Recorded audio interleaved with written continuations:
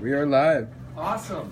Well, welcome everybody to the Magic of Fasting seminar that we're doing today. And I've got some really great information. I've been working in this area for quite a while, and I want to make it as easy as I can for you. So we're going to be talking about intermittent fasting today, and that basically means that you have a window during the day that you don't eat. Now, the best thing to do is go to, eat dinner and then not eat till lunch the next day. So that gives you a 13 to 15 hour window where you're giving your digestive system a break. We've been taught, many of us in this room, eat 3 squares a day, don't leave anything on your plate, and take a look at the health of our country. We're not very healthy. So we got to change a little bit of the understanding of the way we get healthy. Now, first and foremost, does it scare anybody not eating breakfast? A few people not eating breakfast. Okay, so now you can have your fasting window in the evening. Some people like to have breakfast and lunch and then not eat. But the point is we want to get that fasting window. So the first thing I'm going to do is I'm going to show you how to get your fat ketones burning and start burning fat in the morning. We're going to make some bulletproof coffee. So I've got some organic whipping cream here, my little swizzle stick. Oops. And sorry about the front. Did I get it on your glasses? Or? Actually, no, I was looking at that. Did you just get that at Bed Bath & Beyond? I did. I was thinking, I bet you I could find that over Yeah, there.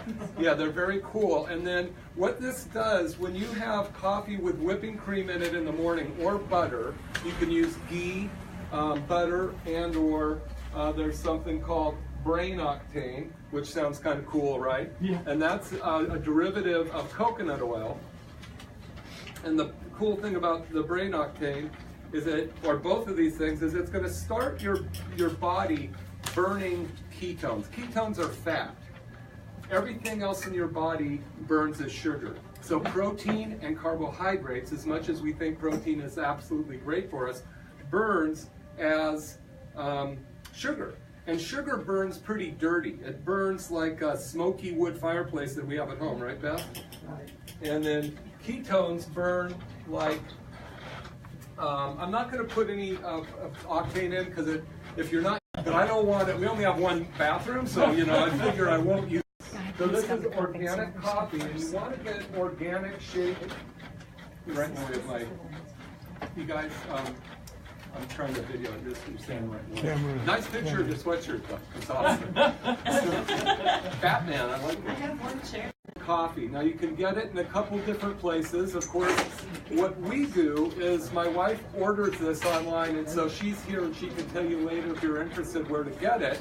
Carol likes to get the Kicking Horse coffee that's she gets locally, but it's organic and it's shade grown. Now the key about the organic and shade grown is it doesn't have mold in it. So many coffees out on the market are loaded with mold, and the United States doesn't really have a very strict law about that. They let just about anything in. So who's interested in coffee? Anybody here? Yeah. Okay. Is the word you said shade? Shade. It's okay. Oh, you go here. So maybe somebody could help pour this. Well, I'll just give you another cup. I'm going to spill out with for sure. None of it? Hey, Elizabeth, would you mind helping? Yeah, I am. So we're just going to maybe just give like about a half a cup. And then just so you guys can taste it. And then we'll spoon in some of this. Well, it could be whipper. But yeah, you don't need to. No. Yeah. So if somebody wants to come up here, I'll move this in the back now. Oh, here you go. Oh, it needs some whipped cream in it. I'm just going to move this in back, and Elizabeth and Selena can start making samples, and we can pass it around so we can keep the ball rolling here. That's a camera. There's more cups in back, Selena, on the kitchen table too. More of these cups. Okay, so the first thing I wanted to do is kind of get you aware of what you could do coffee-wise. Now this is ghee, so everybody knows what ghee is. It's clarified butter. So it's taken some of the more harmful solids out. Do you want to start pouring coffee for people? And so you can use this, You can use a little bit of the brain octane. You want to get, according to Dr. Pampa, who's like the leader in cellular detoxification and in cellular healing, is you want to get about 6 tablespoons of good oil in your body every day. Now you can get a couple tablespoons of olive oil, a couple tablespoons of whipping cream, some butter, the brain octane, olive oil, avocado oil. Those are considered good oils. And the reason you want to do this is we want to get our body burning fats. So back in the day, anybody ever have a car that ran out of gas in the old days? Right? Maybe lately. But in the old days, the way that you would get your car started is you'd have to pour gasoline in the carburetor and prime the pump. So your fat burners are very slow to get activated. So when we don't eat in the morning, we don't put sugar in any kind of carbohydrate or protein in our body in the morning, and we give it some coffee or tea with the fats in it, it tells your brain to burn fats. And it takes about 1 to 2 weeks, maybe even 3, depending on your health level, for your body to start to engage in it. So then it's going to start to burn the ketones. Your energy is going to be fantastic. Your brain's going to function well because it loves ketones. Your brain would much rather burn ketones. Oh, Vince, why don't you do the spinning thing? I spun up the coffee here for you. Oh, I just spin this up and then dip it in. Okay? We do it differently. I like mine to taste frothy. Creamy though. Yeah. But at any rate, so we want to start to get our brain to burn ketones. And now one thing to know is your body loves burning ketones. Your brain loves burning ketones. It's very clean. It's like a gas stove where you turn on the gas and it burns very clean. That's what you start to get rid of some of that brain fog. Because when you're eating a lot of sugary food that produces bad, smoky toxins, your body just doesn't do well. It gets inflamed, it gets overwhelmed. Inflammation causes chronic disease. So we want to start the day by talking about that. Did everybody get a little bit? It's not too bad, huh? You know, the hardest thing I think was for us to realize that it's okay to eat butter as long as it's organic, grass-fed butter. I didn't bring my butter, I forgot it at home. But, huh? Dairy butter? Is that what you use? Yeah, grass-fed. So now the thing is, the reason you want to eat grass-fed is because you know, you don't want all the chemicals that are going to be mixed in with the grains that cows are eating, because they're spraying the grain that cows eat with things like glyphosate and other types of toxic fertilizers and pesticides. They're also injecting the cows with a lot of antibiotics because they're all being bunched together in these mass herds producing milk, let alone probably some problems with their udders by being over producing. You know, so they have to give them a lot of antibiotics. Those antibiotics are estrogen based. So that estrogen buildup is not going to be healthy for our hormone function, let alone they give them growth hormone to help them even produce more and more milk. So anyway, by eating the grass-fed stuff, you're getting away from this, and your body can start to develop nice, healthy hormones, because you do need the protein to get hormones. Now, there's also something called A1 and A2 milk. Has anybody ever heard of that? Probably not many of you. In the old days, all of the cattle were called A2 cattle. The proteins were small in the milk, and they was very digestible, and there was very little allergic reaction to it. But with the mass overproduction of cattle over the years, all of the milk got, and it's very hard to digest, and this is where a lot of the lactose intolerance problems come from. So you can get A2 milk. I took a picture of it and forgot to upload it, but you can get it at Staff Alive, any of the health food stores. So, you know, maybe you don't want to do the cow milk, but you can get that. As it turns out, all of the goats and all of the sheep have never been mass produced and converted, so all of their milk and cheese is A2 cheese. So it's our A2 product, so that's pretty good. So let's just kind of go through a couple slides here. I can get this going. Everybody got a little bit of that coffee? Yeah, good. I'm glad I didn't put the brain octane in there. You guys would all be running somewhere right now. Okay, so I have a group called the Health Rebels. Sorry, Beth. This is my mother-in-law, Beth. She's 96 years old, and she's leading the group of the Health Rebels for us. I won't make you tell your story. It's online. She really kind of like basically just said, I'm not going to take the medication the doctor recommends to me till I test my own blood pressure 4 times for 4 days. Found out that it wasn't high. Told the doctor she's not taking her high blood pressure medication that he recommended. That was, I don't know how many years ago, but she's still here at 96 and can out-debate me in anything, so I don't know about that.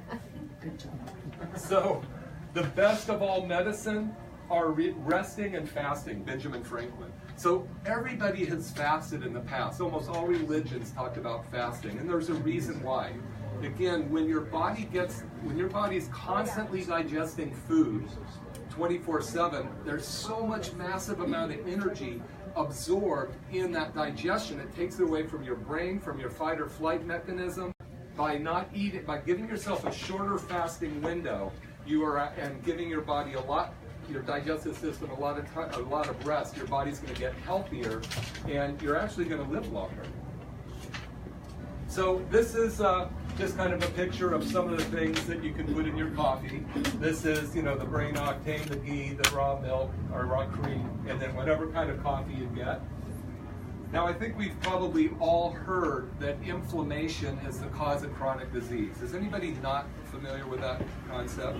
Almost every article coming out from MIT, Mayo Clinic, any of those big institutions are talking about inflammation causing heart disease, inflammation causing digestion, inflammation being the cause of cancer. And it's all on this little microorganism, and toxins get into that. So we're going to talk about that a little bit. What happens in our digestive system is our digestive system of the foods that we're talking about, and it's glyphosate. Is everybody familiar with that? Roundup? Roundup is everywhere, and it's actually getting into our digestive system, and it's breaking the cells apart where only those tiny little molecules are supposed to get into our body. Bigger ones are getting in because the cell walls of our digestive tract are being pulled apart by things like glyphosate and other toxins. So what ends up happening is these big molecules get into our body, and they start going through our tissue. Pretty soon, our bucket is filled up. Why do some people stay healthy, and then one day they're sick? How come my mother or my father can have a genetic disease and I don't get it till one day I get it? Well, at that point, your body is filled up with so many toxins, and the detoxification pathways are so broken down that your body can't get rid of them, and you get sick. It starts to turn on bad genes in our body. So this is an example of 2 mice. They were identical twin mice, if you couldn't tell. But one had the fat gene in it, and one didn't have the fat gene, had the skinny gene in it. It's actually the genes inside the bacteria in their digestive tract. What these scientists did is they took the bacteria out of this guy's digestive tract and introduced it into that guy's digestive tract, and he got fat.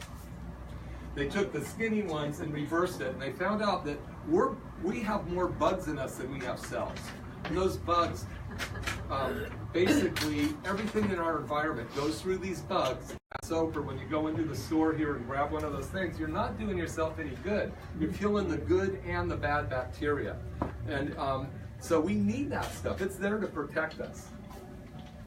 So the DNA of these are the gut bacteria. Sorry that they're not bigger, but the DNA in your body is being altered, and I'm going to draw a picture on that in a second, by the toxins getting into the cells and causing cellular inflammation. So this work in the landscaping industry where Roundup or other alert. Roundup Weed Killer has been designated as a probable human carcinogen by the World Health Organization. Landscapers and those who work in the landscaping industry where Roundup or other glyphosate products are used are at risk for developing non-Hodgkin's lymphoma. Roundup weed killer is the most commonly used weed killer in American agriculture, with an estimated 85 to 90 million pounds used each year. If you or someone you love has been diagnosed with non-Hodgkin's lymphoma after being exposed to Roundup or glyphosate herbicide, you may be entitled to compensation. How do you protect yourself and fight for the compensation you deserve? You choose the right legal team that has the experience. Anyway, you get the point. So right now, Roundup, there was a huge thing that happened in the Senate in 2016 by Dr. Stephanie Seneff from MIT, and she went and produced all these documents to the Senate about Roundup. Now, California is the only state in the union that now is demanding a black box warning on Roundup, saying it may be carcinogenic. Well, it's carcinogenic, basically. This is interesting. I tried to print this graph one day, and all of these printed out. And this is my wife's printer, and I used up all her ink and paper, so I figured I better do something with it.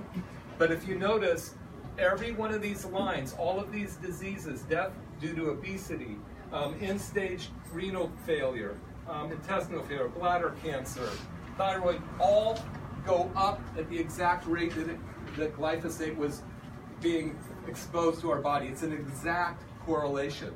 So this lady took this to the Senate, and you know, they're still kind of humming and hawing about it, but here's some more.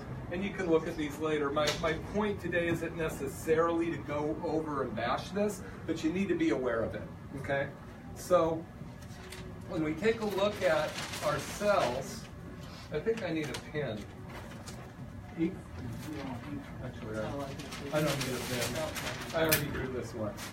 There you go. So if this is the cell wall, and sugars and ketones are supposed to get into the cell and make energy in this thing called the mitochondria. The mitochondria makes energy. It's like the power plant down there in Moss Landing. Gas goes in there, smoke comes out, but energy goes. That smoke has to get out of the cell.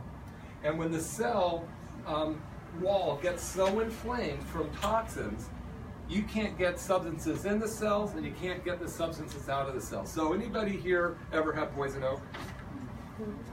Some of us. Anybody know anybody that had it so bad their eyes swell shut? So now you have poison oak. I mean, you have eyes, but you can't see, and you're irritated as heck, and you're just uncomfortable as heck. Well, when the cell walls get so intoxicated by the glyphosates, the heavy metals, that we're going to do a whole workshop on heavy metals next month. And you guys really want to understand this, as well as molds, and then every other of the 82,000 chemicals that have been produced since, you know, man has been producing chemicals.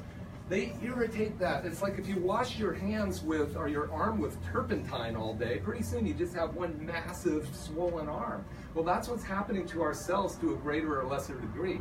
The sicker you are, the more these cells are unhealthy. And I'll give you an example that I think we can all understand. We all know about insulin, right? And insulin opens the door of the cell wall so sugar or glucose can go in and make energy. That's how glucose burns in the body. Well, when the cell walls get too polluted, one insulin, can somebody find me some markers? They should be somewhere. When the cell walls get so polluted and so toxic that one insulin can't open that sliding glass door anymore. They're rusty.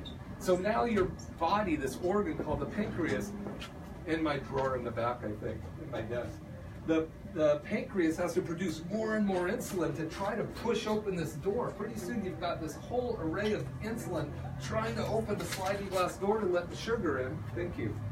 And pretty soon your pancreas can't keep up with it, and so what does the medical doctor give you? More insulin. So now you've got so much insulin trying to push that one sugar into the cell that this insulin becomes toxic to you. It's now called diabetes type 3. Anybody ever heard of diabetes type 3? It's called Alzheimer's disease. So what happens when the insulin can't get in and it starts to build up, it barely gets the sugar in the cell. The sugar goes to the mitochondria, makes energy, and exhaust is supposed to come out. we've got so much insulin in our bloodstream that it crosses this thing called the blood-brain barrier into our brain, and it starts to lay down plaque like what's on your teeth in your brain, so that you can't get the synapses synapsing, and you start to get Alzheimer's and dementia and all that stuff. Right there in the literature, this is 100% clinical, brand new science, and if you look up diabetes type 3, you'll find out that that's what it is. Now, if you can't get insulin into your body, into your cells, do you think that you'll get any other hormone in there? Or is that swollen cell only for insulin? Yeah? Do you think maybe other hormones might have trouble acting on the cells, or just insulin? Yep. Yeah. Estrogen, progesterone, testosterone, thyroid hormone, any of these hormones are going to have trouble getting in the cell. Women, when they turn somewhere in their 35s to 40s or 50s, oftentimes are given insulin. In the old days, they'd say, "You're 40, here's your here's your estrogen." It was just natural; they gave it to you. They didn't even test you, right? But now, if they're giving you exogenous, which means isn't your own, and it usually comes from pregnant horses' urine called Premarin, they're giving you that estrogen, and it's flowing around in your body way much more than you need because the cells can't see it, so you have to have more to push it in. Does that make sense to you guys? Yep. What does estrogen cause in excess? Mental disorders, breast cancer, endometrial cancer. There was a study in 2001 where the drug companies wanted to see how effective their Premarin was, so they chose thousands of women around the country, and they gave them Premarin, and then they cut it short really quickly because they found out it was causing an increase in endometrial and breast cancer. So they had to stop it, and then they took Premarin off the market. But it's back on the market with a black box label on it saying, estrogen may cause breast cancer. So, but the point is giving you more estrogen really handling the real cause of the problem here? Obviously not. What's the real problem? Inflammation in the cells. How about thyroid disease? So when you have your thyroid that's right here not working well, and they give you more thyroid hormone, do you think that it could be that the thyroid is having a hard time getting in the cell? Sure. So what happens, this is kind of crazy, the magic is in you. Your innate, that was innate. I did this by innate, I pulled up the right page. Your innate body has the power to survive, okay? So at any rate, I just want to point out something. Here's your liver. Your liver is the major detoxification pathway in your body. There's a few others, but we'll take the liver. So here's your thyroid gland, and there's the brain. The brain produces something called TSH, and that's what the medical doctors check for to see if your thyroid is working. It's called thyroid stimulating hormone. So when this goes and tells the thyroid that we need some more hormone, it makes something called T4. T4 is not even active in your body. Your body can't do anything at all with T4. So T4 has to go all the way through your bloodstream and get to the liver. Your liver will take T4 and turn it into T3, which is the active form of thyroid that your body can now use. So now that will act on your cells. But if you're so toxic and your liver is so polluted and the pathways are so stuck, the liver has a really hard time converting because it's trying to do 500 other known functions. But it's like a dirty sponge that is trying to wash the wall, and you never clean the sponge. It can't do it. It's like a dirty oil filter in your car. So this is why we need to get the toxins out of our body. What does this have to do with intermittent fasting? Everything. So I kind of went off on a tangent, but I did it purposely because we have to understand what it takes to get our bodies healthy. This is a field on my way home, and there's did I put the other picture up? Yeah. Self-serve, $5 a bag. So this is a place that everybody stops and get apples on the way home in, the winter and the fall. Well, guess what's killing all of those, all the grass in between those rows? Glyphosate. I drove home the other day and I saw that and I went, oh my God, they're spraying this field with glyphosate or something like it, killing all of the grass, and that glyphosate we know soaks into the ground, we know it soaks into the roots, and it gets into the plants, and it's destroying not only our gut, but our blood-brain barrier. This is we have a gut barrier. It actually starts in our sinuses, goes all the way up through right below our brain, all the way down our digestive canal, and all the way out the rear end. That's all one continual membrane. It's like cellophane. And that cellophane, it's got holes just small enough to let good stuff through. The glyphosate opens up those holes and lets bad things through. Now there's a product here called Restore. You can get it at a health food store, made by Dr. Zach Bush. He's a really famous doctor. I also have a spray thing that's in there. Yeah, you can shoot, that'd be great. And so people that have digestive problems should get on Restore, because what we know, there's studies that show before and after. They take pictures of the intestinal lining normally, then with glyphosate broken apart, and then you add Restore, and it will repair and tighten up those junctions again.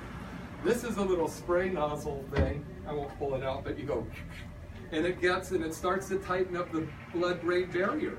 So, nobody's going to take charge of our health except for us, and that's why I'm here talking to you, because I want you to have the tools. They carry this at most of the health food stores. We have it here too. We actually charge a little less, but I don't care where you get it, just get it. It's really important. Yeah, that's a shame. I mean, those old apple trees are probably 100 years old, and now if you're into organic food, this stuff they're gone. You shouldn't eat them.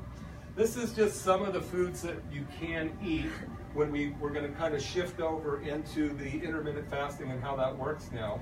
This is a dinner I made last night. It was kind of fun. You can't see it very well, but these are sweet potato fries that we made by cutting up an organic sweet potato and cooking them in coconut oil and avocado oil. Both of them breaded, but the breading was cashews and pecans. Yeah, cashews and pecans put in a mixer, and then so it looks like a breaded fish, but it's actually really healthy and really good. And it's probably I think it was about 700 calories when we put it all together, probably even less. This is a real cool thing when you get into fasting. This is a calorie counter. You can get it online, and I forget the name of it, but I have it on my phone. Now this is, for instance, this is what you just drank for coffee in the morning. You had your coffee, your coconut oil, and or whipping cream. So basically it was almost 100% fat. And that's what you want in the morning. You want to get that fat burner going. When you use half and half is half milk and half fat. Milk burns as sugar. So when you put half and half in your coffee in the morning, you're actually starting the smoky fireplace burning. When you use pure whipping cream and or butter, you're now getting the fat burners going. And when you eat that fat, you're not hungry. Is anybody doing the bulletproof coffee? Yeah. Do you get hungry? Very once in a while. Yeah, Not very often. but you can go till lunch, right? Oh, easy. Because you know what, we got so much stuff here. We got so much stored stuff that if we can actually start to burn up what we are carrying around that we don't need, our bodies will do amazing. This is just another meal that we made the other night. It was yams, scallops, and butter, and we had something else in there. I think we had some steak too. And it was awesome because we got a nice ratio of food, and you can see how many calories you had. The whole dinner was 582 calories. Wow. We're not necessarily counting calories, but what we do know is you want 60% of your food to be healthy fats. It's totally bizarre, man. We've been doing things wrong. Now there's fat diets. There's the paleo diet. There's a ketogenic diet. There's fit and fat diet, and there's diet for my blood type, and all these different things, and they all work for a minute. And the reason they do is because your body wants variation in its diet. So one of the key things is don't get stuck on a ketogenic diet, a paleo diet. Understand how our bodies developed over time. The ancient people, the ancient healing, they ate a mammoth. That's all they ate. And then they ate roots all winter. And then they ate fruit and green stuff. And then when fall came, they ate the grains. The things in your gut called the microbiome, those bacteria, they need to be stressed. When you just feed them anything with everything they want, anytime, they can get what they want, when they want, as much as they want, as long as they want, and eat it whenever they want, everything just kind of bloats and it just swells up. Pretty soon, your immune system is shot because of all that sugar that's flowing around in the body. The immune system on the microbiome is so bad. So what we need to do is we have to start to challenge the microbiome. Now, one of the books, I don't have this book here, but there's a very, very familiar or famous guy. In fact, he's so famous he won the 2016 Nobel Prize for Medicine. That means he's pretty smart, right? Yeah. And his name is Yoshinori Oshumi. Took me about a year to figure that out. And he discovered something called autophagy. Autophagy. Auto means automatic, or your body does it itself. Like you've heard of autoimmune diseases. Yep. The body's trying to eat itself. Phagy means to eat. So what he discovered is when you fast, now this is the 2016 Nobel Prize winner, when you fast, your body starts to selectively destroy the bad, weak cells in your body. It doesn't burn muscle. It doesn't starve you to death. When you do it correctly, you start to kill all of the bad heart cells, all of the weak muscle cells, all of the weak digestive cells. And it's going to break those down, take them down to their little components, and make new healthy cells out of them. Because what we've been doing, when we were young and healthy, all of our cells, except for maybe some genetic defects or problems, I'll find one of these that works pretty soon, they were all 10s. Healthy, young, vibrant cells. Well, you get the flu, you get some kind of vaccination, you're laid up, you get a tooth, whatever. Your body starts to no longer replicate healthy cells because they've been beaten down. Pretty soon those 10s are now 8s, and they're making 8s. Pretty soon the 6s are making 6s. So at one point in your life, you're just walking around and all of your, you're just tired and all these problems, all these health problems, because your immune cells can't work anymore. So what Dr. Yoshinori discovered is that when you fast your body and you stress your body, its number one goal is to survive. So it wipes out all of the weak cells. Isn't that cool? Mm-hmm. Your body knows what to do.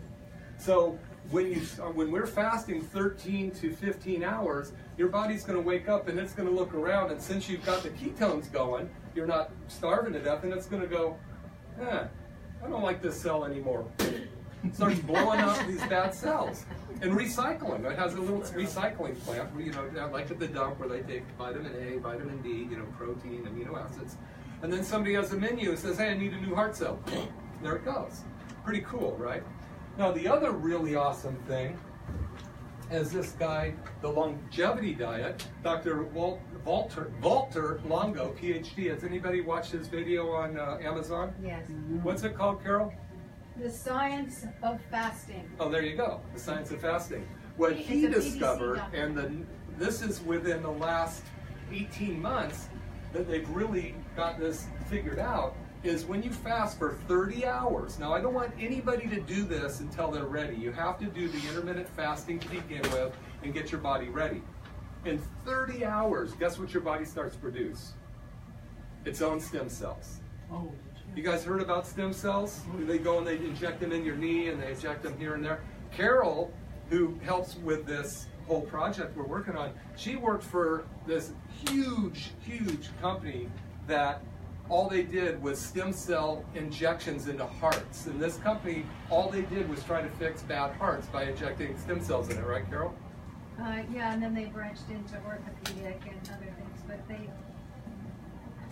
the one thing I can say is they took a woman who was on the heart transplant list. She had one procedure, and within 6 weeks she was walking. They took her off the heart transplant list.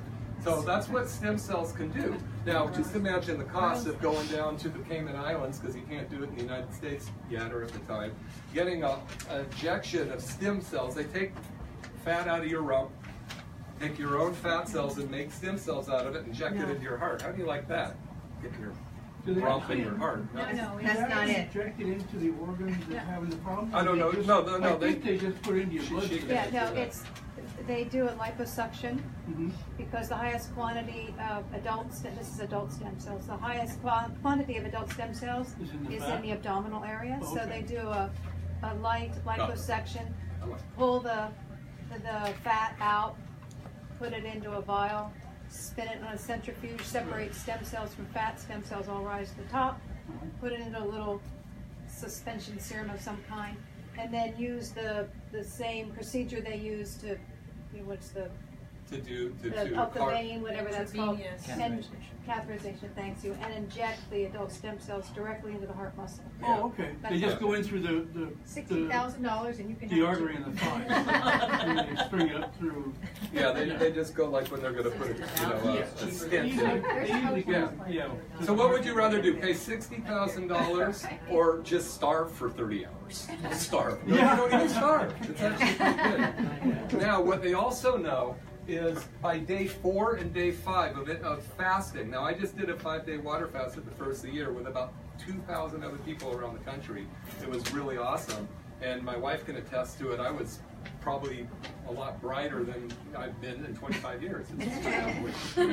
But, because I felt so great. My energy was fantastic. My ketones were making my brain work well. But what we know on day 4, your stem cells, there's so many stem cells being produced on day 4 of a water fast. Day 5, they're just everywhere. By day 6, you want to start feeding those stem cells so that they don't die off. And these little infant stem cells, they don't know what they're going to be. Some of them are going to go off and be a heart cell. Some are going to go be a brain cell. Some are going to go be a digestive cell. So this is how the magic of fasting works. Your body knows what to do. We just got to get rid of the interference. We got to get rid of the heavy metal toxins, the molds, the chemicals. We got to get the nervous system working right, which most of you are here are chiropractic patients. So we're working to keep that brain-body connection going. So that is Dr. Longo. And then this, PhD? yeah, he's a PhD.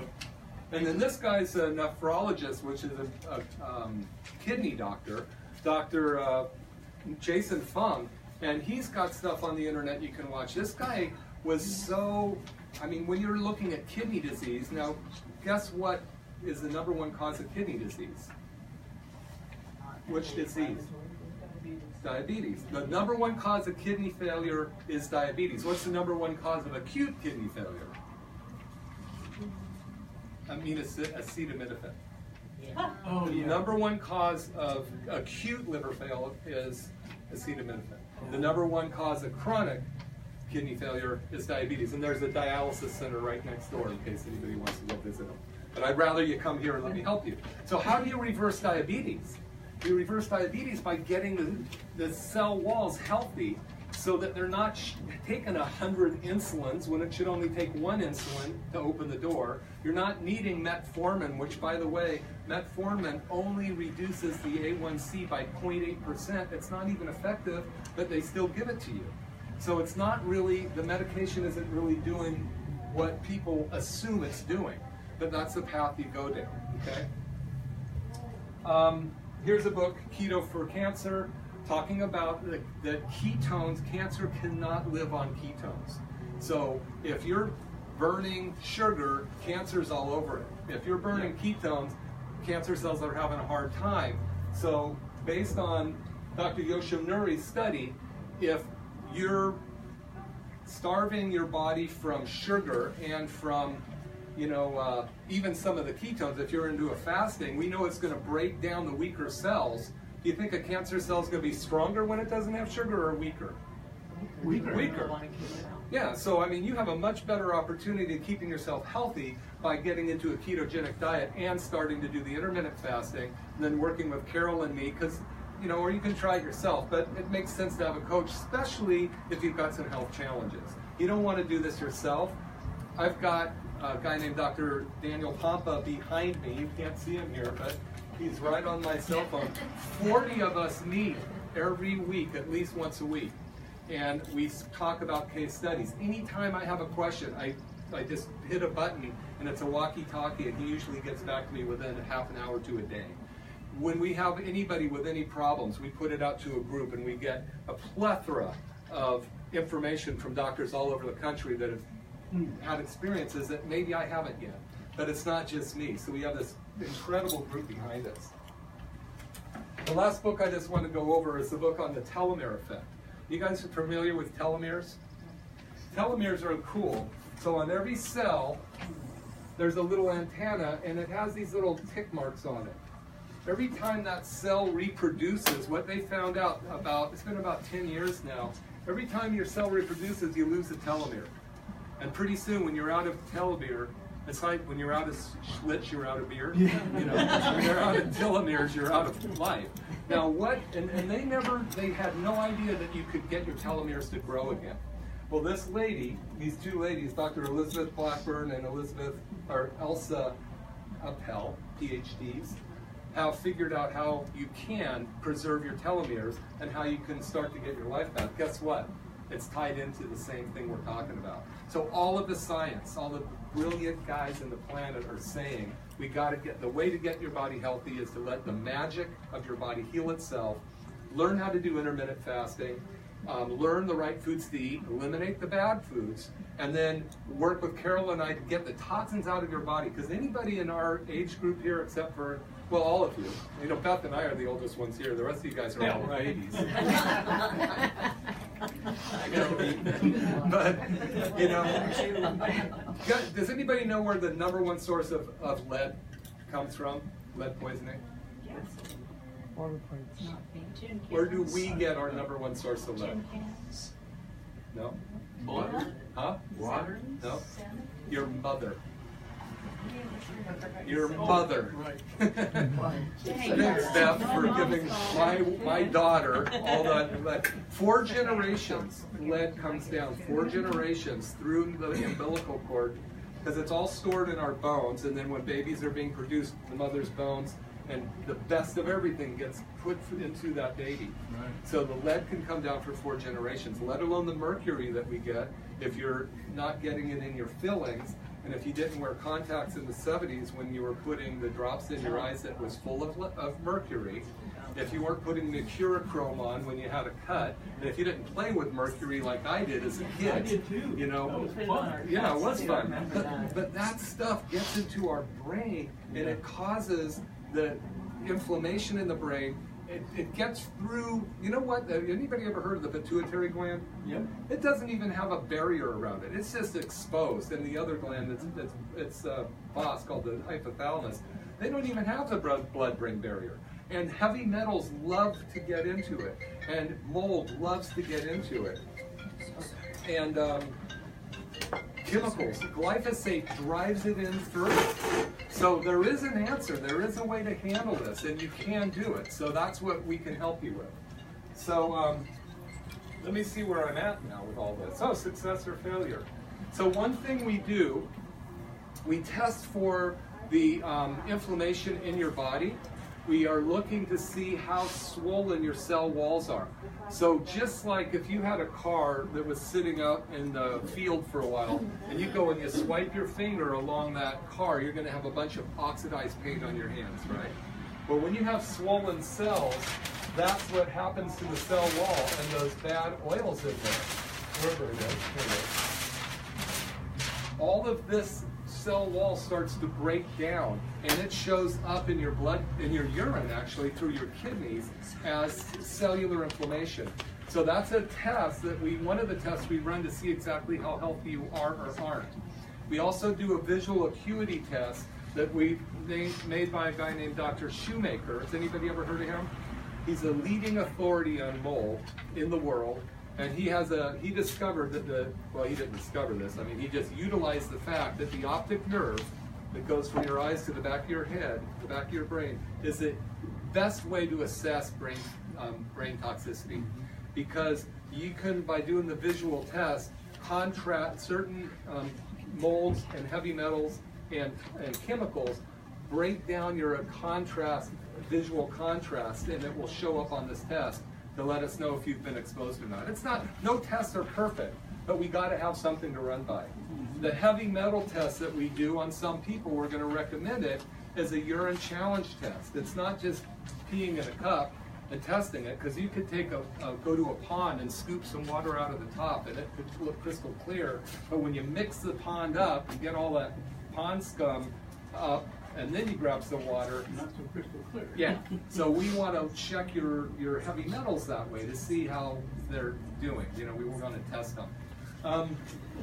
So I'm going to branch over into a little bit more of the gut now, and we can give you an offer on that. I think I forgot to print it out, but that's fine. So when we're talking about the microbiome, I mentioned how those bugs in our gut, we have, I think, 100 trillion bugs in our gut. These are the little buggers. And you know what? It's going to kill you. Guess what these bugs have developed in themselves? There's we only have 2,200 genes in each of our cells. The microbiomes, those little tiny bacteria, have 4,000 genes in them. But they borrowed a gene from something. They borrowed a gene from glyphosate. Oh.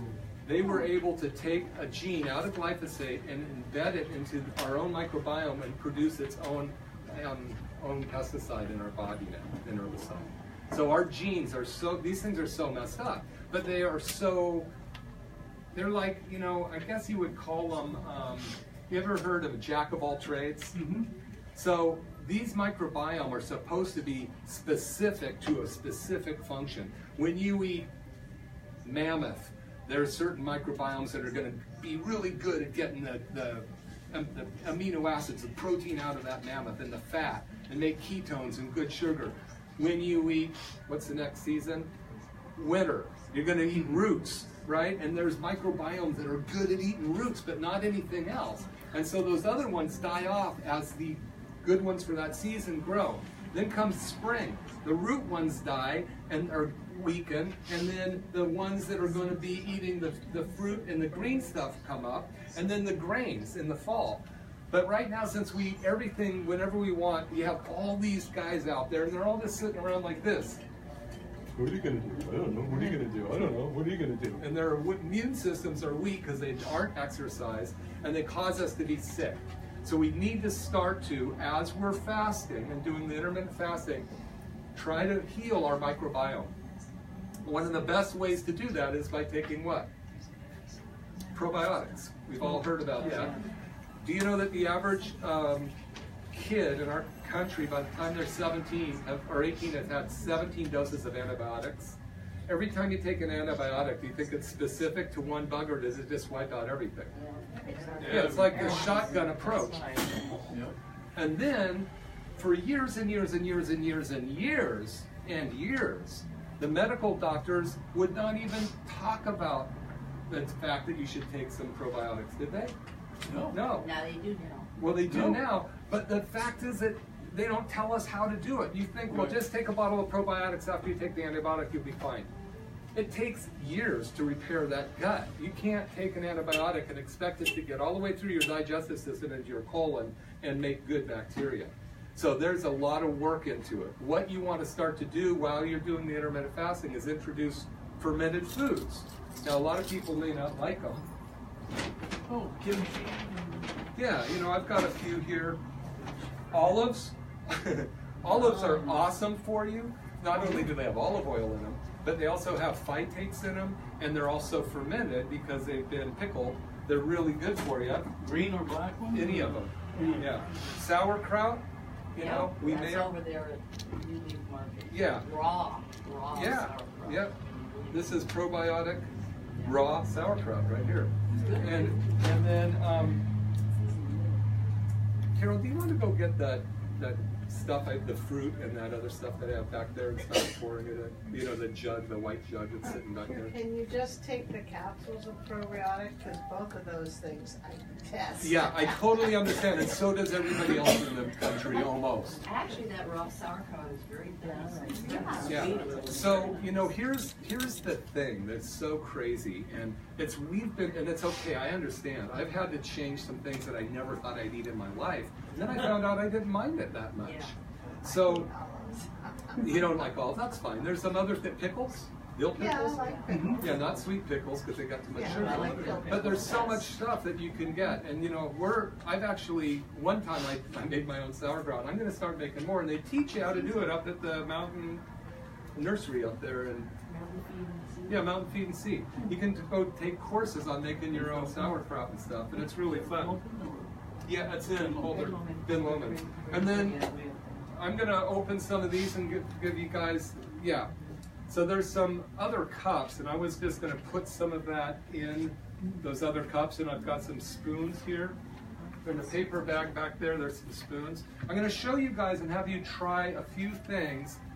You don't have to try them if you don't want to. They do. These are called gut shots. Now I have some with carrots in it or some with ginger and beets in it. So we'll just try them both. And I think I got a bunch of these things here. Because I figure, you know, if I don't have you try it, you're not going to try it. And then you're going to think you don't like it. Yeah, I was going to have you just put a little bit in there. It's going to be hard to pour probably. Oh, it's pretty good. And then stick a couple pieces of fruit on there. And then there are some plastic spoons that I got in the back from Somebody go. Can you get some plastic spoons? the Mexican restaurant here. I'm going to again just pass these around. You guys can try this. The used spoon? Only if you want to. Yeah. Recycle? Do you want to? And it's, what is it? Do you want to just start pouring some? So this is kombucha. It's a prebiotic. So your body needs prebiotics are what the bacteria live on. You want to set the stage. You want to make the bed. Is it good? Yeah, Okay, forget it. I'm keeping it all now. I like it. Have you tried the beet one? Yeah, No, absolutely. that's the one I'm trying. Yeah, I love beets too. It's like, But you know what? So what you want to start to do, Okay. and we have some foods we're going to pass out here from Liz. Something. Pickled beets too? Pickled beets are awesome because they're. yeah, it's like, I love those. it's like dill pickle juice or something, like, you know how you open it up to I'll pass this nuts? Oh, that'll do it, but this one's called And then put some pieces of fruit in there. No, I'm gonna write that down. Oh, beets over here. Passing it on. Beet in the back. Now, if I was real tricky, I would stick a little Restore in there and think you guys will help these, and I'm not going to do that. You need Restore into the juice? You can. It tastes Oh, like yeah, see, nothing. you're not, well, I like. You don't like it? Here, you don't have to drink it. Wow! Which one did you try? Carol. You want some water? We didn't get one. Now, would you drink this before, like what time of the day would you want? Yeah, I'll go through that. That's good. Let's just get everybody tasting it. That's okay. To me, I thought it was good. I did too. It's kind of like I take vinegar every morning. so That's this would good. be Yeah. kind of like That's what it's kind of like, but this is better. That's old. Now, That's old school. now, who's ever really brave, You want one? I shouldn't even tell you what this is, but it's yogurt with some fruit in it. interesting. And I want you to try this because who's going to be a guinea pig here? This You got a spoon? This one was good, so I'll do that one. I'll see what happens. Don't be a guinea pig. Maybe you can. have one. You don't like them? Now, you know, I'm giving you. tried them both. Yeah, I'm giving you options. It doesn't mean that you have to stick with this one thing. And you can mix it in other things too, right? Yeah, I want you guys to get the options. Is that good? That was okay? Who else raised their hand for the hammer? So guess what you're eating? So what is this kind of yogurt though? Because it's more like sour creamy, Yeah. sort of. So how does, you say that's good too, how does the vinegar relate? Vinegar is, what it does is it helps change the pH in your body, in your digestive system. Your body doesn't like acidic environment. Right? Bacteria, viruses, protozoa, molds grow in acidic environments. Heavy metals, by the way, make your environment, make your body acidic because they set up kind of, it's almost like what Dr. Papa calls it, a cesspool. They set these little dark pockets in your body and they hide out in your teeth and root canals and in different parts of your body. So the stuff you're taking, the vinegar, Yeah, that will do. it basifies your body. It makes it less acidic, which is kind of think, doesn't it? Yeah, doesn't it make it seems like it would be acidic, but it's not. I was also told that it helps scoop out more of the sugars. Well, it It could. helps insulin. Yeah, I'm sure it probably would because it's it's helping the inflammation in your cells because this acids make your cell walls inflamed. So that stuff is taking some stone walls down.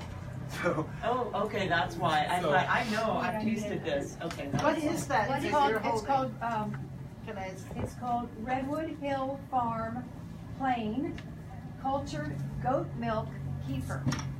now the reason I had you eat it first is because when I said I want you to eat goat milk, you wouldn't have done it. But I Oh, but you know what? I grew up with it. That's Did why I'm you? like, dang, this is good. But Where I have can this? guarantee that I would never have it. And we I would really never. goat milk No, cheese. I'm Cheese a is really I'm good. a steak and potato guy, Oh, I right? like goat I milk grew up, cheese, too. with canned corn Oh, and Midwest? all that kind of Are you stuff. Midwest? No, I'm from Berkeley. I Yeah. know. That's what my parents, Berkeley. really? Yeah, we're in the agricultural state of the United States. I know. carrying Canvas. And not only that, my mom grew up on a farm down in Woodville, but Yeah. cream corn and TV dinners, that was the way to go. Yeah. That was the Good fun, 50s huh? culture. Yeah. The ease of, that was the 50s culture. Yeah. That's why I like it. Cooking I like after goat World milk, War goat II. cheese, cheese, But it's Exactly. kind of I strange like all those. because I grew up on a farm and we were essentially poor. Uh-huh. That's, we probably ate better. You probably ate better than most We of did. We us. ate, Better most people. we ate all of our own. Everything at home, yeah. Yeah. And now that I'm more economically secure, I find I have to go out of my way to buy Yes, sites to don't have it? it. Yes, Isn't isn't that that funny? amazing? Well, It what's is something, happened that is- is yeah. our whole country has gone the way. Can I see that bit? Bit. Can I see that? I'm sorry. I've been trying to get it and Carol won't let me have it. So the one thing about the reason that I got this, and what I do is I just take a swig of it every day, whether I like it or not, because this is gonna dramatically improve your gut bugs. So I'm trying to give you a bunch of different things to introduce to your digestive system every day to help these bugs start to grow back. It's going to take probably 6 months to a year to start to develop it. So this is goat, and then this is. We can open this if you want. And by the way, do you like that design on there? Yeah. The artist's name is Sudie McCollum. It's my sister. She's a Oh. Yeah, so you're going to find it on a few of the things. But we can try the sheep milk. Now, the reason you want this is it's all A2. It's the good dairy I was product. happy when you said goat milk. I was going to ask about that. Here, we can try the. just a second. Which Are one? you getting that at I got it at. Trader Joe's or are you getting it over No, I there? don't think Trader Joe's has it. Muley. Yeah. Like it, Muley. I gotta get it. Whole Foods. Yeah, one of those. So let's talk about pricing, okay? So I'll tell you, and I know my wife can attest to this, is the amount of food that I consume these days is probably half. Like I bought, and again, I keep doing this. I go to the health food store and I'm getting Petroli Sol, right, for 3 of us. And so by the time I'm done, the lady goes, no, I got 7 fillets. We only eat 1 each. So I got 4 fillets still done. Because my body doesn't need that much food because I'm not feeding these bad microbiomes anymore. They've all been starved off, man. They're gone. And then, so I eat smaller portions. Just think about how many times you were told to finish your plate. Yep. When you were a kid. Yeah. You know, I grew up, gotta finish your plate. Anybody here have a Better to put hollow less on leg your in their plate. kitchen table? You know those old porcelain? broccoli. Yeah, you just start shoving. I think every one of those were filled with some pretty amazing organisms, right? The way we grew up, because we had to finish our plate. So, and it took me, it was a few years ago, I started to realize, I am full now. Why am I continuing to eat? So I have stopped eating usually about, because it takes 20 minutes for your brain to know that your stomach's full. So if you just keep eating till your plate's done, you're usually like this. All of that excess food turns into inflammation. It's all going to float around in your body, especially if you have leaky gut, because we're all exposed to glyphosate, whether we like it or not. It's in the rainwater now. You know, it's a terrible thing. So we've got to fortify our body and get it healthy. So just to kind of recap everything we talked about today, I had a list here. I might have hit some of it, but the good news is every month, Carol and I are on KSCO Radio from 3 to 4, the second Saturday of every month. Our next show is going to be on heavy metals. What are they? Where did I get them? How do I get rid of them? And what are they doing to me? So you can tune into that show, but also we're going to do a workshop like we did last week at Best Western, Severino's, and Aptos. We'll be doing a follow-up workshop on it so you can learn how to get the heavy metals out of your body. You can learn more about it, followed up by a workshop.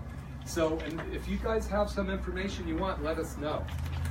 We have what? I just wanted to go over the handouts they got. Okay, yeah, just a sec. So Carol runs the detox program here, and she's on phone calls with Dr. Pompa with us all the time. She goes back to the big seminars with us. She's walked a lot of people through it. She was an executive, high-end executive over the hill who thought she retired, but then she got involved in what? Yeah, high-end executive. Thought you retired. Who wanted to retire. But anyway, if you guys are not in the Health Rebel group and you are on Facebook, go to Dr. Duncan McCollum, DC on Facebook, and write Rebel in the taskbar, and I'll add you into our private group, which is specifically going through this every day. What I'm going to be doing in that group for the next 5 days, except for tonight because we're going out of town, I'm going to be putting my meal, an example like I just showed you, a little video of how we prepare that meal. You can watch it, get the ingredients, and cook it the next day if you need ideas. Maybe you already know what to do. But I want you to start to be able to see how easy it is to eat healthy and stay away from the bad stuff. So that will be going. So Health Rebels, you can even just put in Health Rebels and ask to join, and we'll have you join. So I'm going to have Carol come up and kind of give you some information. Explain what you have in your hand. Oh, I'll tell you, you can also get KSCO on 104.1 FM. Yeah, that's right. 104. And it's also syndicated, so you can go on there and listen to it again. I have a quick question that I've noticed over the years, particularly after my late pregnancy.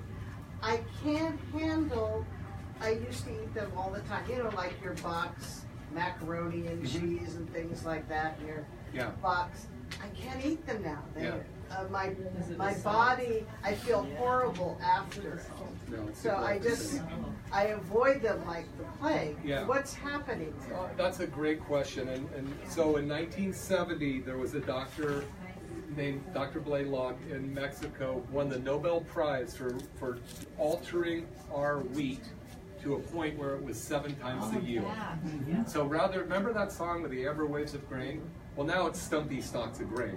They've altered it so much that rather than having this beautiful grain, it's just a stalk filled with this altered grain your body's never seen before. And it makes all these different glutens that we've never seen before.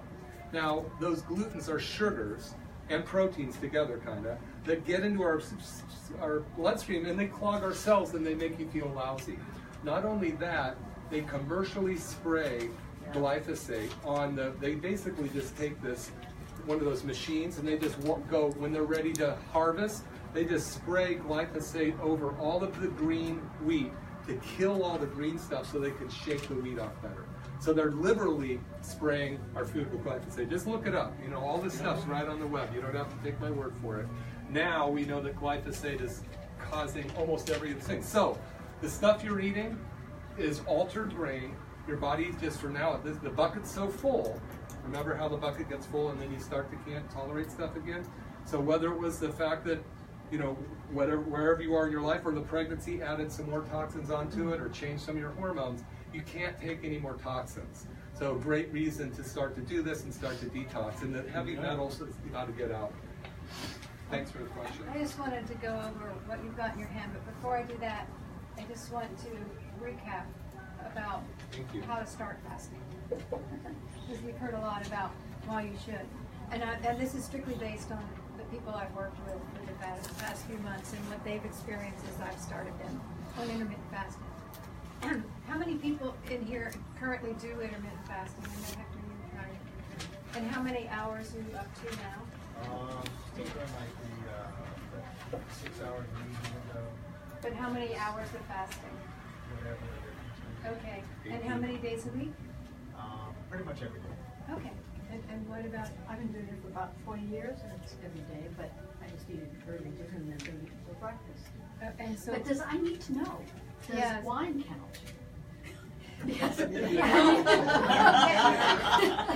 the wine. it depends on the wine. So are you is your window of fasting, From about, the last time I ate anything was probably 8 o'clock in the evening maybe, and then not until maybe lunch. okay, so you're in that 16 to 18 hour window, and how many days a week are you doing it? Every day. Every day, okay. I'm not doing it currently, but before I would do maybe even a whole day. Okay, okay. So, what I've discovered is that every human body is different. So each of you will respond differently to the fasting if you've never done it before, or even when you get on it. And I'll give you an example. If you've not done intermittent fasting before, which is the way to start, the best way to start is just with 12 hours. Finish eating at 7, and then have your coffee at 7:30, or 7:15 or 7:30. If you, and don't worry about whether or not your body will be hungry, because the key thing is that you have to train the body to fast. Because of how conditioned we are with the way we've been eating for so many years, you literally have to train yourself to fast. I have very few people who can just jump in and feel great. It doesn't work that way. You have to train your body. So I believe in doing things gradually, because I like comfort zones. So my recommendation is, if you have never done this before, just start with 12 hours. Get up, try the coffee. If you're hungry, have something to eat. Don't worry about it. Just try 12 hours. Get to a point where you can do 12 hours for about 3 days. And you're comfortable with it, your body's comfortable. It may take 3 days, it may take a whole week until you're comfortable with it. Then increase the hour to 14. Okay, get comfortable with that. It may take 1 day, maybe you do 3 days. The hours, Some days I'm okay, and yeah, some yeah. days I'm And like, that happens to everybody. no way can I go. 2 days ago, I was hungry. The hunger would not turn off, and I realized I was cold constantly. Something to do with it, because the next day I felt totally fine. Our bodies are doing things that we can't see. So, and then get to 14 hours whenever and do that for 1 day, and do the others at 12. Then when you get comfortable with 14, increase the number of days. You see what I'm doing? Then when you get comfortable with 14 hours and it doesn't have to be 7 days a week. You could decide, I'm just going to do intermittent fasting because of my schedule or my lifestyle. I'm going to do it, my goal is to do it 3 days a week. It's your goal to set for yourself. I'm going to do this for 3 days a week. Start at 12 hours, get to 14, and get to a point where you're doing 3 days a week and you're fasting between 16 and 18 hours. Maybe one of those days you get to 17 and you're so hungry you can't take it anymore. Okay, fine. Start your eating. The goal is to do have your eating in a window, in an 8-hour window. So if you go 7 to 7, your 8-hour window is 1 to 7. That's 8 hours, and then you adjust that according to when you eat. Sometimes you may eat later, and so you have to have that happen to me. I ate at 8:30 instead of 7. Okay, so I adjusted it the next day. But if you say take the coffee in the morning, and you need to include fat.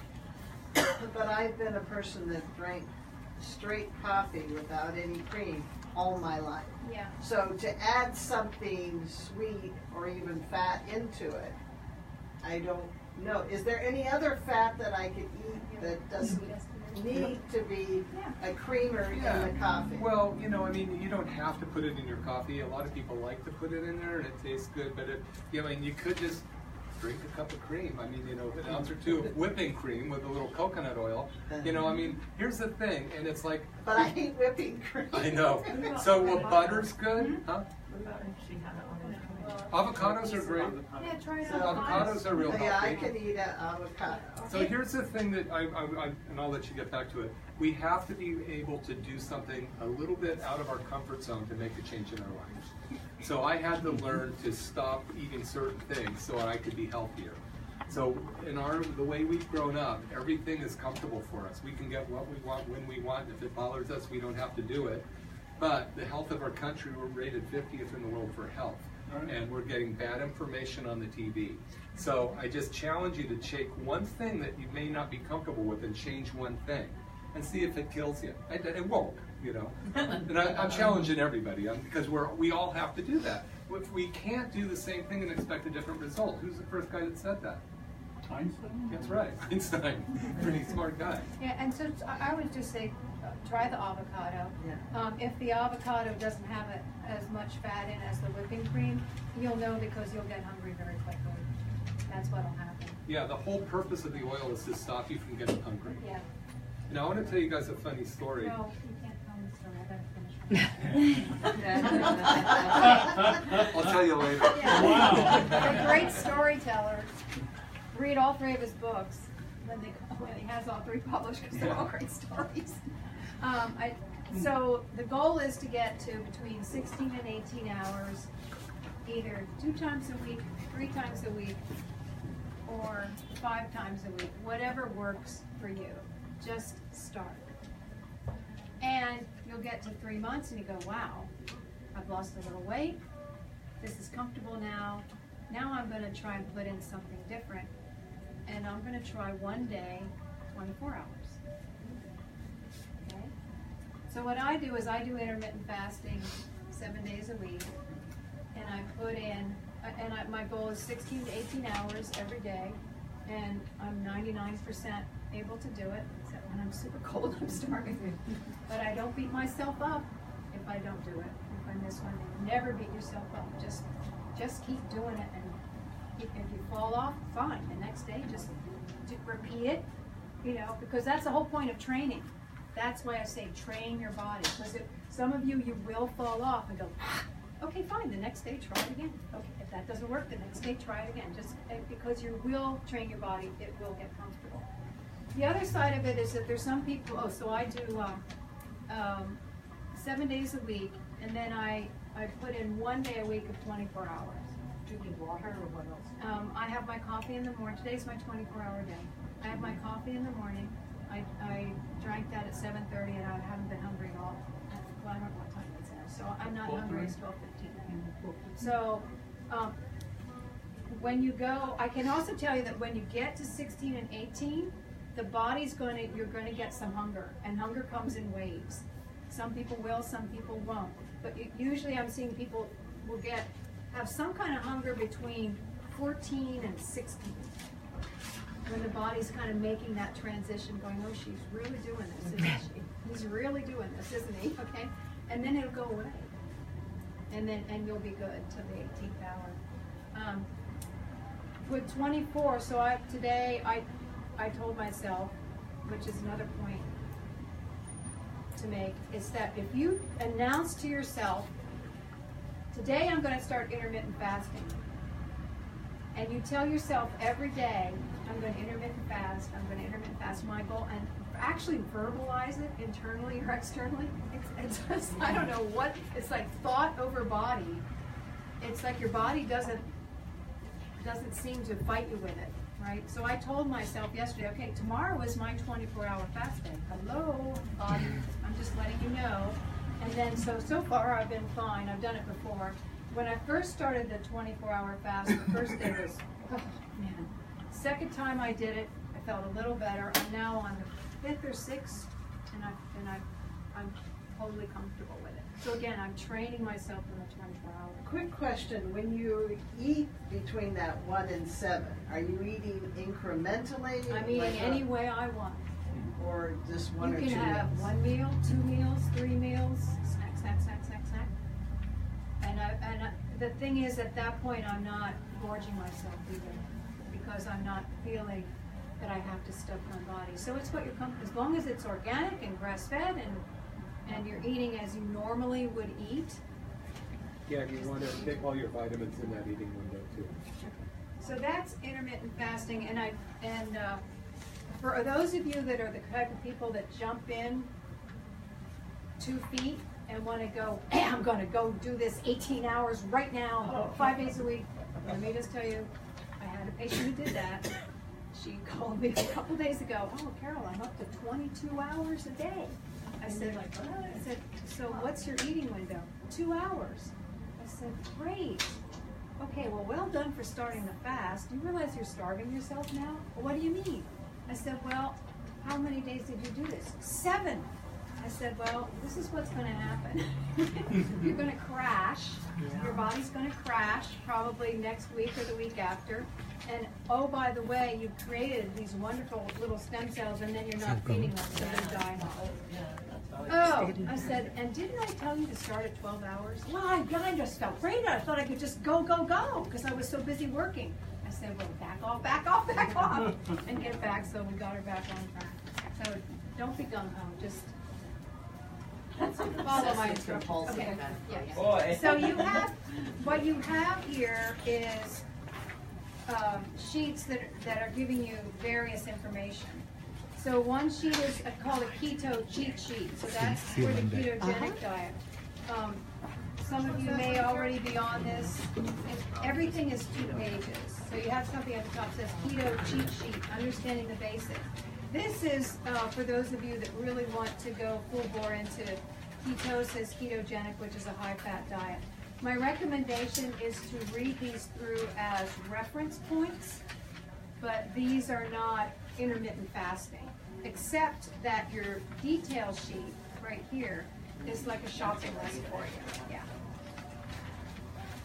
I put it on the table. Okay?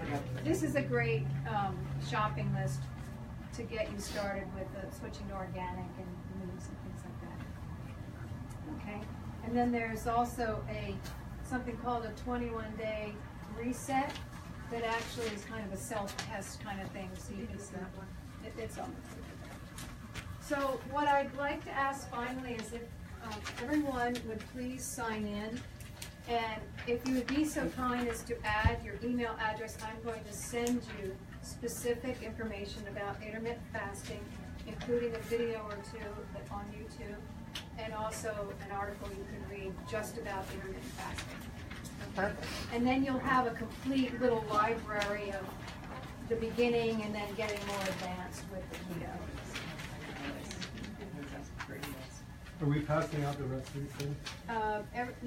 The scores and all that? Well, most people have.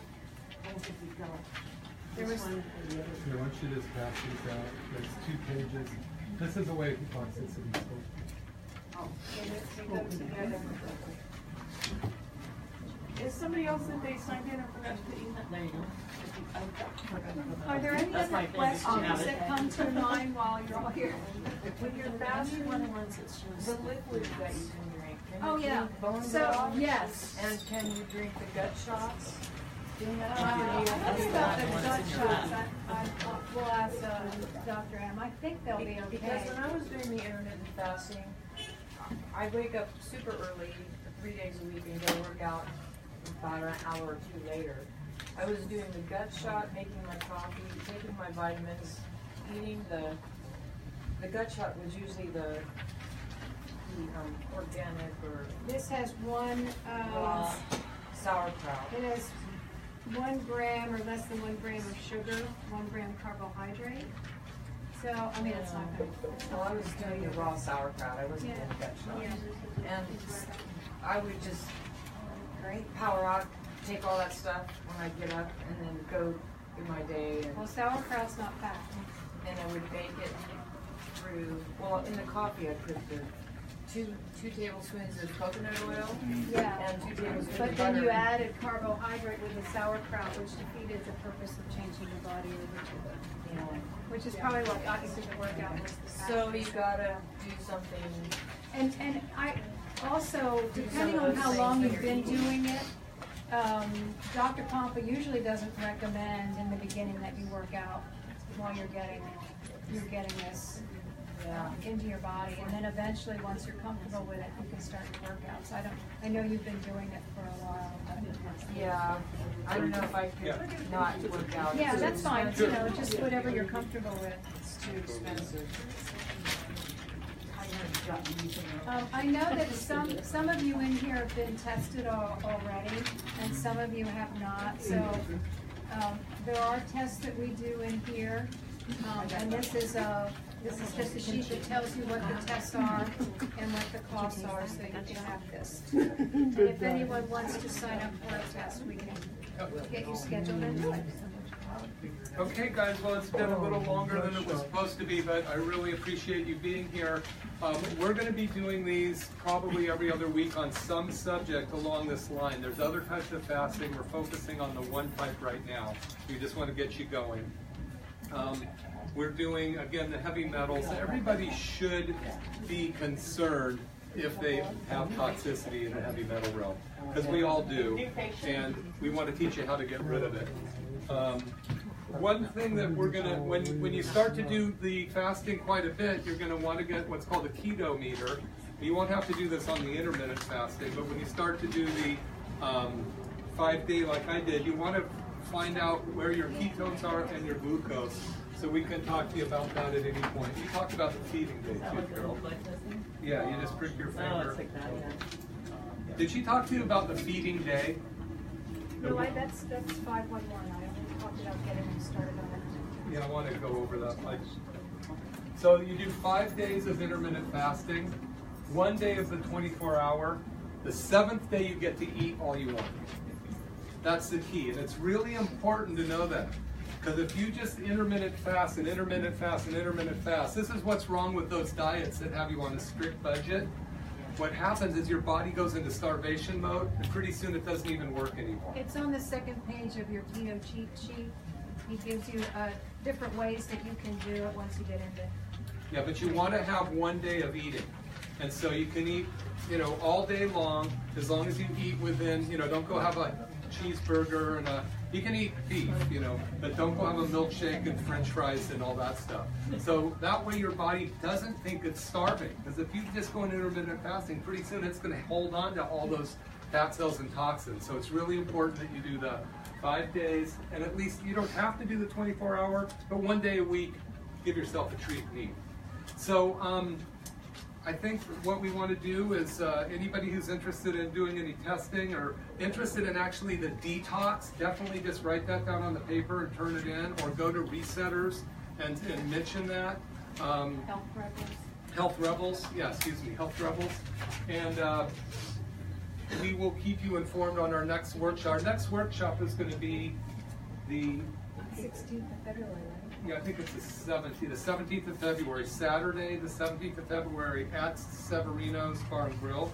You'll be getting some notices on that, but we're going to be talking on KSCO on the 10th, and then the following Saturday we'll be doing our workshop going over heavy metals and the related subjects. So thank you guys all for coming. Again, if you want to sign up for the testing, just let us know. Thank you. Thank you very much. Yeah. Oh, Doug, I asked you once before, you weren't sure. What about using things like the organic sugar, organic? Yes, you probably know just as much. That's probably better than anything. I don't drink coffee, so I can do this in my tea, correct? Yes. I thought you would know. This has liquid in it. Okay, thanks. Because I just can't drink.